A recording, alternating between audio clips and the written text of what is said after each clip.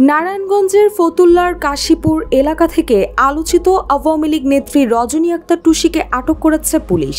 শনিবার রাত 10টার দিকে সদর উপজেলার কাশীপুর ইউনিয়নের ফরাজিকান্দা এলাকা থেকে তাকে আটক করা হয়।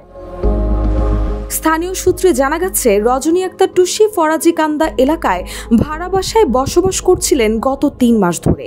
তার বাড়ি রাজধানীর ডেমরা এলাকায়। তিনি ঢাকা মহানগর দক্ষিণ আওয়ামী লীগের নেত্রী এবং দক্ষিণ ছাত্রলীগের সাবেক সহসভাপতি ছিলেন। স্থানীয়রা জানান, নিজের পরিচয় গোপন রেখে তিনি ওই এলাকায় বসবাস করছিলেন। তবে তার গতিবিধি সন্দেহজনক হওয়ায় এলাকাবাসী তাকে নজরদারিতে রাখে। শনিবার রাতে তাকে পুলিশ আটক করতে গেলে তিনি জয় বাংলা স্লোগান দেন। এতে উপস্থিত জনতা ও ছাত্র জনতা ক্ষিপ্ত হয়ে ওঠেন। RICL TMX, যুগের পর যুগ স্থাপনা থাকে মজবুত। এ সময় এলাকায় উত্তেজনা ছড়িয়ে পড়ে এবং স্থানীয় বিএনপি নেতাকর্মীরাও পাল্টা স্লোগানে জড়িয়ে পড়েন।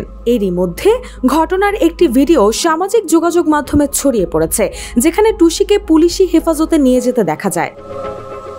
ফতুল্লা মডেল থানার ভারপ্রাপ্ত কর্মকর্তা শরীফুল ইসলাম জানান, টুসি মুসলিমনগর পাওয়ার হাউস সংলগ্ন একটি বাড়ির নিচতলার ফ্ল্যাটে ভাড়াটিয়া হিসেবে বসবাস করছিলেন। স্থানীয় ছাত্র ও জনতা বিষয়টি জানতে পেরে বাড়িটি ঘেরাও করে এবং পরে পুলিশ গিয়ে তাকে আটক করে থানায় নিয়ে আসে। রুশা সুর, জয় জয় দিন।